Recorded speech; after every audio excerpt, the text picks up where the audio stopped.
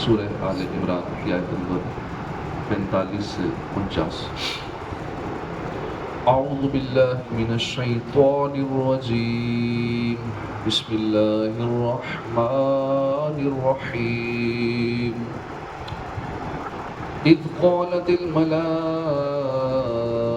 یا مریم ان اللہ یبشرک بکلمۃ منہ اسمہ المسیح عیسی ابن مریم وجیہا فی الدنیا والآخرۃ ومن المقربین۔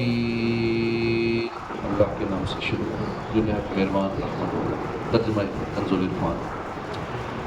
اور یاد کرو جب فرشتوں نے مریم سے کہا، اے مریم، اللہ تجھے اپنی طرف سے ایک خاص کلمے کی بشارت دیتا ہے جس کا نام مسیح عیسیٰ بن مریم ہوگا۔ وہ دنیا اور آخرت میں بڑی عزت والا ہوگا اور اللہ کے مقرب بندوں میں سے ہوگا۔ ان اللہ یبشرک، بے شک اللہ تجھے بشارت دیتا ہے۔ حضرت عیسیٰ علیہ السلام کو کلمۃ اللہ اس لیے کہا جاتا ہے کہ آپ علیہ السلام کے جسم شریف کی پیدائش کلمہ کن سے ہوئی،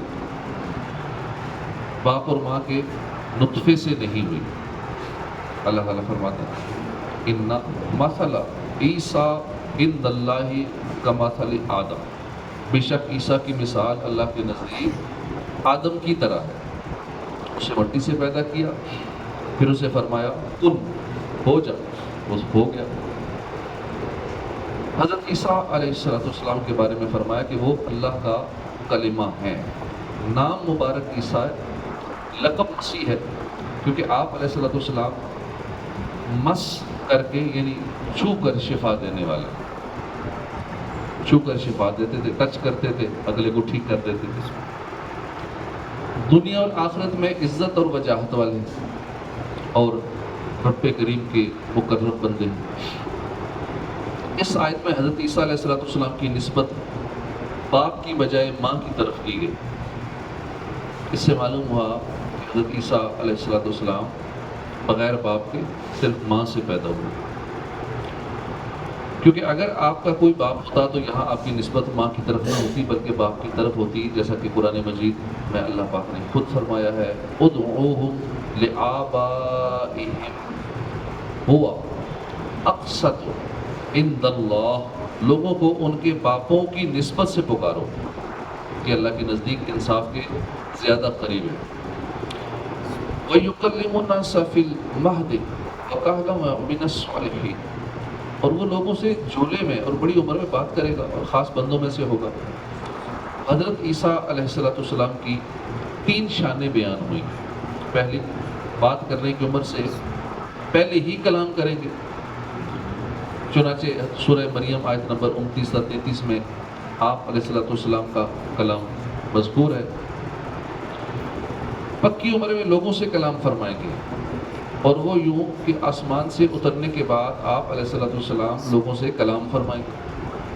اس سے ثابت ہوا کہ حضرت عیسیٰ علیہ السلام آسمان سے زمین کی طرف اتریں گے، جیسا کہ احادیث میں وارد ہوا ہے، اور پھر آپ دجال کو قتل کریں گے۔ لہٰذا جیسے آپ کا بچپن میں کلام کرنا معجزہ ہے، ایسے ہی پکی عمر میں اس طرح کلام کرنا معجزہ ہے۔ اور تیسری جو خوبی اللہ کے خاص بندوں میں سے ہے۔ مجموعی طور پر سورہ آل عمران کی آیت نمبر 45 اور 46 میں عیسیٰ علیہ السلام کی بہت سی صفات بیان ہوئی ہیں۔ ایک ہے کلمۃ اللہ ہونا، مسیح ہونا، مریم علیہ السلام، مریم رضی اللہ تعالیٰ عنہ کا بیٹا ہونا، بغیر باپ کے پیدا ہونا، دنیا میں عزت والا ہونا۔ قرآن کے ذریعے سارے عالم میں ان کے نام کی دھوم مچا دی گئی۔ آخرت میں خصوصی عزت والا ہونا بہت سے طریقوں سے ہوگا۔ ان میں سے ایک یہ بھی ہے کہ قیامت میں انہی کے ذریعے مخلوق کو حضور صلی اللہ علیہ وسلم کی بارگاہ تک رہنمائی ملے گی، کہ لوگ پریشان حال ہوں گے بروز قیامت، ادھر گھومیں گے، ادھر جائیں گے، آدم علیہ السلام کے پاس جائیں گے، دیگر انبیاء کے پاس جائیں گے، اور پھر ان کی بارگاہ میں حاضر ہوں گے۔ یہ پھر آگے راستہ بتائیں گے کہ آج جو ہستی ہے وہ حضور کی ذات ہے، آج ان کے پاس جب یہاں کام ہوگا سب، تو حضور کی راہ تک رہنمائی کرنے والے ہیں۔ اور بارگاہ الہی میں بہت زیادہ قرب و منزلت رکھنے والا ہونا وغیرہ. معلوم ہوا کہ پیغمبروں کی نعت خوانی سنت الہی ہے. اللہ تعالیٰ اس کی توفیق عطا فرمائے. قالت رب أنى يكون لي ولد ولم يمسسني بشر قال كذلك الله يخلق ما يشاء إذا قضى أمرا فإنما يقول له كن فيكون. مریم نے عرض کی اے میرے رب میرے ہاں بچہ کیسے ہوگا؟ مجھے تو کسی شخص نے ہاتھ بھی نہیں لگایا. اللہ نے فرمایا کہ اللہ یوں ہی جو چاہتا ہے وہ کرتا ہے. جب وہ کسی کام کا فیصلہ فرما لیتا ہے نا تو صرف فرماتا ہے کہ بس کن ہو جا، بس وہ ہو جاتا ہے. انا یکون لی ولد، میرے یہاں بچہ کہاں سے ہوگا؟ جب فرشتوں نے حضرت مریم رضی اللہ تعالیٰ عنہ کو بیٹے کی بشارت دی تو انہوں نے حیرت سے عرض کیا اللہ میرے یہاں بچہ کیسے ہوگا؟ مجھے تو کسی شخص نے ہاتھ بھی نہیں لگایا.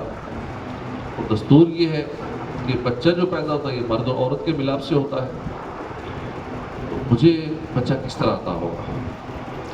نکاح سے ہوگا یا یوں ہی بغیر مرد کے ہوگا؟ جواب ملا کہ اسی حالت میں ہوگا، یعنی تم کنواری ہی رہو گی اور بچہ عطا ہوگا.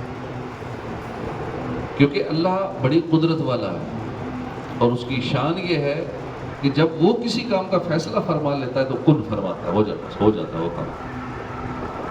وَيُعَلِّمُهُ الْكِتَابَ وَالْحِكْمَةَ وَالتَّوْرَاةَ وَالْإِنْجِيلَ وَرَسُولًا إِلَى بَنِي إِسْرَائِيلَ أَنِّي قَدْ جِئْتُكُمْ بِآيَةٍ مِّن رَّبِّكُمْ أَنِّي أَخْلُقُ لَكُم مِّنَ الطِّينِ كَهَيْئَةِ الطَّيْرِ فَأَنفُخُ فِيهِ فَيَكُونُ طَيْرًا بِإِذْنِ اللَّهِ وَأُبْرِئُ الْأَكْمَهَ وَالْأَبْرَصَ وَأُحْيِي الْمَوْتَى بِإِذْنِ اللَّهِ وَأُنَبِّئُكُم بِمَا تَأْكُلُونَ وَمَا تَدَّخِرُونَ فِي بُيُوتِكُمْ إِنَّ فِي ذَلِكَ لَآيَةً لَكُمْ إِن كُنتُم مُّؤْمِنِينَ. اور اللہ اسے سکھائے گا کتاب اور حکمت اور توریت اور انجیل، اور وہ رسول ہوگا. وہ عیسیٰ بنی اسرائیل کی طرف رسول ہوگا کہ میں تمہارے رب کی طرف سے تمہارے پاس ایک نشانی لایا ہوں، وہ یہ کہ میں تمہارے لیے مٹی سے پرندے جیسی ایک شکل بناتا ہوں، پھر اس میں پھونک ماروں گا وہ اللہ کے حکم سے فوراً پرندہ بن جائے گی. اور میں پیدائشی اندھوں کو اور کوڑ کے مریضوں کو شفا دیتا ہوں، اور میں اللہ کے حکم سے مردوں کو زندہ کرتا ہوں اور تمہیں غیب کی خبر دیتا ہوں. جو تم کھاتے ہو اور جو تم اپنے گھروں میں جمع کرتے ہو، بے شک ان باتوں میں تمہارے لیے بڑی نشانی ہے اگر تم ایمان رکھتے ہو. اللہ تعالیٰ نے حضرت عیسیٰ علیہ السلام کو بنی اسرائیل کی طرف رسول بنا کر بھیجا، اور دلیل کے طور پر اس زمانے کے حالات کے موافق بہت سے معجزے عطا فرمائے. اس سے معلوم ہوا کہ حضرت عیسیٰ علیہ السلام صرف بنی اسرائیل کے نبی تھے. یہی بات موجودہ بائبل میں بھی موجود ہے. آیت میں حضرت عیسیٰ علیہ السلام کی 5 معجزات کا بیان ہے کہ مٹی سے پرندے کی شکل بنانا اور پھر اس میں پھونک مارنا اور اس پرندے میں بھی جان آ جانا. حقیقی پرندہ بن جاتا تھا. پیدائشی اندھوں کو آنکھوں کا نور عطا فرما دینا، کوڑ کے مریضوں کو شفا یاب کر دینا، مردوں کو زندہ کر دینا، غیب کی خبریں دینا، پرندے پیدا کرنا. جب عیسیٰ علیہ السلام نے نبوت کا دعویٰ کیا اور معجزات دکھائے تو لوگوں نے درخواست کی کہ آپ ایک چمگادڑ پیدا کریں. آپ نے مٹی سے چمگادڑ کی صورت بنائی اور اس چمگادڑ میں پھونک ماری، وہ اڑنا شروع ہو گئی. چمگادڑ کی خصوصیت یہ ہے کہ وہ اڑنے والے جانوروں میں بہت عجیب ہے اور قدرت پر دلالت کرنے میں دوسروں سے بڑھ کر ہے، کیونکہ وہ بغیر پروں کی اڑتی ہے. کیونکہ اڑنے کے لیے پر چاہیے ہوتے ہیں، پر مارتے ہیں پھر آگے اڑتا ہے. لیکن یہ عجیب پرندہ ہے، بغیر پروں کے اڑتی ہے اور دانت رکھتی ہے اور ہنستی ہے باقاعدہ چمگادڑ. اور اس کی مادہ کی چھاتی ہوتی ہے اور وہ بچہ جنتی ہے. حالانکہ اڑنے والے جانوروں میں یہ باتیں نہیں پائی جاتی. کوڑیوں کو شفا یاب کرنا. حضرت عیسیٰ علیہ السلام اس مریض کو بھی شفا دیتے جس کا برس بدن میں پھیل گیا ہوگا اور اتباع اس کے علاج سے عاجز ہوں. اس کے علاج سے ڈاکٹر جواب دے چکے ہوں، چونکہ عیسیٰ علیہ السلام کے زمانے میں طب کا علم انتہائی عروج پر تھا اور طب کے ماہرین علاج کے معاملے میں بڑے ایکسپرٹ تھے اپنی فیلڈ کے، لیکن اللہ پاک نے تو بھی ایسا معجزہ عطا فرمایا۔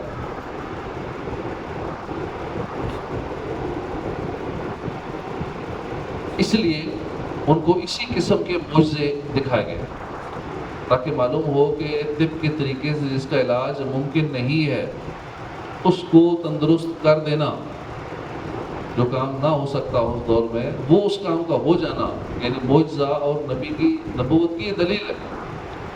حضرت وہاب بن منبع کا قول ہے کہ اکثر حضرت عیسیٰ علیہ السلام کے پاس ایک دن میں 50 مریضوں کا اجتماع آتا تھا، اتنے لوگ اکٹھے ہوتے تھے، اجتماع ہو جاتا تھا 50 کا، اور بعض صورتوں میں اور بڑھ جاتے تھے، ہزاروں میں ہو جاتے تھے، اور یہ بھی سچویشن ہوئی کہ 50 ہزار مریض اکٹھے ہو جاتے، 50 ہزار مریض علاج کے لیے ان کا اتنا اجتماع ہو جاتا تھا۔ ان میں جو چل سکتا تھا وہ حاضر خدمت ہو جاتا تھا، جو چل نہیں سکتا تھا اس کے بعد عیسیٰ علیہ السلام خود تشریف لے جاتے تھے، دعا فرما کر اس کو تندرست کرتے تھے اور اپنی رسالت پر ایمان لانے کی شرط کر لیتے۔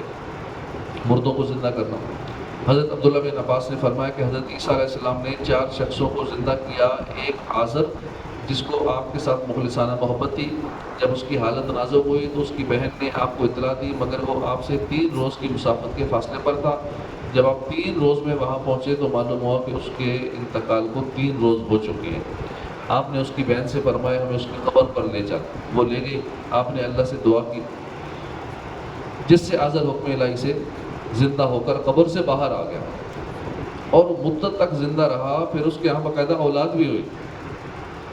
دوسرا ایک بڑھیا کا لڑکا تھا جس کا جنازہ عیسیٰ علیہ السلام کے سامنے جا رہا تھا، آپ نے اس کے لیے دعا فرمائی، وہ زندہ ہو کر جنازہ اٹھانے والوں کے کندھوں سے نیچے اتر آیا اور کپڑے پہنے گھر آ گیا، پھر زندہ رہا، اس کے ہاں بھی اولاد۔ تیسری ایک لڑکی تھی جو شام کے وقت مری اور اللہ تعالیٰ نے حضرت عیسیٰ علیہ السلام کی دعا سے اس کو زندہ کیا۔ چوتھے تھے سام بن نوح جن کو انہوں نے زندہ کیا، جن کی وفات کو ہزاروں برس گزر چکے تھے، لوگوں نے خواہش کی کہ آپ ان کو زندہ کریں، چنانچہ آپ علیہ السلام ان کی نشاندہی سے قبر پر پہنچے، اللہ تعالیٰ سے دعا کی۔ سامنے سنا کہ کوئی کہنے والا کہتا ہے کہ عجب روح اللہ، یعنی حضرت عیسیٰ علیہ السلام کی بات سن، یہ سنتے ہی وہ مرعوب اور خوف زدہ اٹھ کھڑے ہوئے، انہیں گمان ہوا کہ قیامت قائم ہو گئی ہے، اور اس کی دہشت سے ان کے سر کے آدھے بال سفید ہو گئے، قیامت کی دہشت سے۔ پھر وہ عیسیٰ علیہ السلام پر ایمان لائے اور انہوں نے حضرت عیسیٰ علیہ السلام سے درخواست کی کہ دوبارہ انہیں سکرات موت کی تکلیف نہ ہو، اس کے بغیر انہیں واپس کیا جائے، چنانچہ اسی وقت ان کا انتقال ہو۔ یعنی موت کی تکلیف اتنی شدید ہے کہ انہوں نے کہا جی اب دوبارہ وہ تکلیف مجھے نہ ہو۔ عیسیٰ علیہ السلام جیسے زندہ فرماتے اسے بِإِذْنِ اللہ، یعنی اللہ کے حکم سے فرماتے ہیں۔ اس فرمان میں عیسائیوں کا رد ہے جو حضرت عیسیٰ علیہ السلام کی الوہیت یعنی خدا ہونے کے قائل ہیں۔ غیب کی خبریں دینا، جب حضرت عیسیٰ علیہ السلام نے بیماروں کو اچھا کیا، مردوں کو زندہ کیا، تو بعض لوگوں نے کہا کہ یہ تو جادو ہے اور کوئی معجزہ دکھائیے، اس کے علاوہ کوئی اور معجزہ دکھائیے۔ آپ نے فرمایا کہ جو تم کھاتے ہو، جو جمع کر رکھتے ہو، میں اس کی تمہیں خبر دیتا ہوں۔ اور عیسیٰ علیہ السلام کے دستے مبارک پر یہ معجزہ بھی ظاہر ہوا کہ آپ علیہ السلام آدمی کو بتا دیتے تھے جو وہ کل کھا چکا وہ بتا دیتے تھے، بلکہ یہ بھی بتا دیتے تھے جو آج کھائے گا، آج تم یہ کھاؤ گے، یعنی ماضی کی خبریں بھی دے دیتے تھے، مستقبل کی خبریں بھی دے دیتے تھے، اور جو اگلے وقت کے لیے تیار کر رکھا ہوتا تھا وہ بھی بتا دیتے۔ آپ علیہ السلام کے بعد بہت سے بچے جمع ہو جاتے تھے، آپ انہیں بتاتے تھے کہ تمہارے گھر فلاں چیز جو ہے نا گھر میں آج تیار کی ہوئی، تمہارے گھر والوں نے فلاں چیز کھائی ہے، فلاں چیز تمہارے لیے بچا کر رکھی ہے۔ بچے گھر جاتے تھے، ہم گھر والوں سے وہی چیز مانگتے تھے کہ ہمیں وہ چیز دو، گھر والے حیران ہوتے بچے کو کیسے پتہ لگے گھر میں ہم نے یہ رکھا ہوا ہے یا فلاں چیز پکائی ہوئی ہے یا پیچھے سے ہم نے یہ چیز کھائی ہے، بچے وہی چیز مانگتے تھے۔ گھر والے وہ چیز دیتے تھے، ان سے کہتے کہ تمہیں کس نے بتایا ہے؟ بچے کہتے کہ حضرت عیسیٰ علیہ السلام نے۔ تو لوگوں نے اپنے بچوں کو عیسیٰ علیہ السلام کے پاس جانے سے روک دیا اور کہا کہ وہ جادوگر ہے، ان کے پاس نہ بیٹھو، اور ایک مکان میں سب بچوں کو جمع کر دیا۔ حضرت عیسیٰ علیہ السلام اب بچوں کو تلاش کرنے لگے۔ بچے پہلے روز آتے تھے، بھی بچے کہاں کیسا ہے، بچوں کو تلاش کرتے ہم تشریف لائے تو لوگوں سے پوچھا بچے کہاں ہیں؟ کہ بچے تو ادھر نہیں ہیں، بچے یہاں نہیں ہیں۔ آپ نے فرمایا پھر اس مکان میں کیا ہے؟ کیونکہ انہوں نے سارے بچے ایک ہی مکان میں اکٹھے کر کے جمع کر کے چھپا دیے۔ انہوں نے کہا کہ یہاں سور ہے، بچے نہیں ہیں۔ فرمایا ٹھیک ہے، پھر ایسا ہی ہوگا۔ اب جیسے دروازہ کھولا تو سارے سور ہی سور تھے، سارے بچے سور بن گئے۔ اس آیت مبارکہ سے بہت سے عقائد اور مسائل معلوم ہو۔ عیسیٰ علیہ السلام کو اللہ نے معجزات عطا کیے، انبیاء کرام کو اللہ کی طرف سے معجزات عطا ہوتے ہیں۔ بہت سے معجزات انبیاء کرام کی اختیار سے ظاہر ہوتے ہیں۔ یہ نہیں کہہ سکتے کہ انبیاء کا ان معجزات میں اختیار نہیں ہوتا۔ کئی لوگ نا یہ بھی عقیدہ رکھتے ہیں کہ نبیوں کو کوئی اختیار نہیں ہے، بلکہ حضور کی شان میں یہ باتیں کرتے ہیں کہ حضور کو کوئی اختیار نہیں ہے، معاذ اللہ۔ تو یہ معجزے ان کے اختیارات سے ہوتے ہیں۔ اب کئی مان جاتے ہیں معجزات کو، ٹھیک ہے ہوتے ہیں، لیکن وہ ویسے ہی ہو جاتے ہیں، خود ہی ہو جاتے ہیں، ان کے اختیار سے نہیں ہوتے، ان کے اختیار سے ہوتے ہیں، یہ عقیدہ ہونا چاہیے۔ معجزات بہت قسموں کے ہیں، مختلف قسموں کے ہو سکتے ہیں، حتیٰ کہ مردوں کو زندہ کرنے والا معجزہ بھی ہو سکتا ہے، ہوا قرآن میں ذکر ہے۔ اللہ تعالیٰ اپنے پیاروں کو اختیارات اور قدرتیں عطا فرماتا ہے۔ لوگ یہ سمجھتے ہیں کہ اللہ کے پیارے کچھ نہیں کر سکتے، بے اختیار ہوتے ہیں، تو ایسا نہیں ہے۔ اللہ جسے کو منصب دیتا ہے، دنیا میں بھی جب کسی کو منصب ملتا ہے تو اس کی اختیارات کے ساتھ ہوتا ہے۔ ایسا نہیں کہ عہدہ دے دیا، کہا کہ تم بے اختیار ہو، خالی آفس میں بیٹھنا ہے، کرسی میں بیٹھنا ہے، تم کر کچھ نہیں سکتے، تمہارے سائنوں سے کچھ نہیں ہوگا، تو پھر بیکار عہدہ۔ تو ہر ایک کے عہدے کے اختیارات ہیں، جو جس ڈپارٹمنٹ میں ہے، جس گریڈ کا ہے، جس اسکیل کا ہے، جو بھی اس کا شعبہ ہے، وہ اس میں اس شعبے کے اس کے اختیارات ہوتے ہیں، اور اختیارات آگے تجویز کیے جاتے ہیں۔ جیسے ایرانی صدر نے پاسبان انقلاب کو اختیار دیا کہ ٹھیک ہے پاک جنگ کا، ان کو اختیار کر دیا۔ ہر ایک جو آگے اختیار دیتا ہے، تو اللہ پاک جس کو چاہتا ہے، جس کو عہدہ دیتا ہے، جس کو کوئی مقام دیتا ہے، اس کو پھر اس کے منصب کے مطابق اختیارات بھی دیتا ہے۔ اللہ پاک نے اپنے نبیوں کو، اپنے پیاروں کو، اپنے ولیوں کو بہت سارے اختیارات دیے ہوتے ہیں۔ یہ عقیدہ ہمارا ہونا چاہیے۔ بہت سارے لوگ اس حوالے سے بھی گمراہ کرتے ہیں، عقیدہ خراب کرتے ہیں۔ محبوبان خدا لوگوں کی حاجت روائی پر قدرت رکھتے ہیں اور ان کی مشکل کشائی کرتے ہیں۔ یہاں بھی لوگ گڑبڑ کر جاتے ہیں، کہتے کوئی مشکل کشا نہیں، کوئی کسی کی حاجت پوری نہیں کر سکتا، کوئی کسی کی مدد نہیں کر سکتا۔ حالانکہ روز یہ مناظر نظر آ رہے ہوتے ہیں، دنیاوی معاملات میں بھی ہم ایک دوسرے کی مدد کر رہے ہوتے ہیں، تو کر نہیں سکتے تو پھر کیوں کرتے ہیں مدد؟ کبھی مالی مدد کرتے ہیں، کبھی ویسے کوئی اور سفارش کر دیتے ہیں، کسی والے سے مدد کر دیتے ہیں۔ تو پھر اللہ کے بندے تو وہ تو ویسے ہی پاورفل ہیں، روحانیت میں بڑا مقام رکھتے ہیں، حاجت روائی پر قدرت رکھتے ہیں، ان کی مشکل کشائی فرماتے ہیں۔ محبوبان خدا عام عادت سے ہٹ کر مشکل کشائی کرتے ہیں۔ محبوبان خدا کی قدرتیں عام مخلوق کی قدرتوں سے بڑھ کر ہوتی ہیں، بالا تر ہوتی ہیں، اور محبوبان خدا شفا بھی بخشتے ہیں۔ جو لوگ اس کو نہیں مانتے نا، کوئی شفا نہیں دے سکتا، خود کہہ رہے ہوتے ہیں کہ ڈاکٹر نے شفا دی۔ میں ڈاکٹر کے پاس گیا تھا، پیناڈول نے میرا سر درد ٹھیک کر دیا، اس دوائی نے مجھے ٹھیک کر دیا۔ وہاں دوائی پہ یقین رکھنے، گولی پہ یقین رکھتے ہیں، ڈاکٹر کو کہہ رہے ہیں۔ جب نبیوں کی بات آتی ہے، ولیوں کی بات آتی ہے کہ یہ نہیں شفا دے سکتی، گولی دے سکتی ہے پیناڈول کی، ایک کافر کی بنائی ہوئی پروڈکٹ وہ ہمیں ٹھیک کر سکتی ہے، تو اللہ کے محبوب بندوں کی ایک ماری وہ کچھ نہیں کر سکتی، یا وہ کسی کی مدد نہیں کر سکتے، ٹھیک نہیں کر سکتے۔ تو محبوبان خدا شفا بھی بخشتے ہیں۔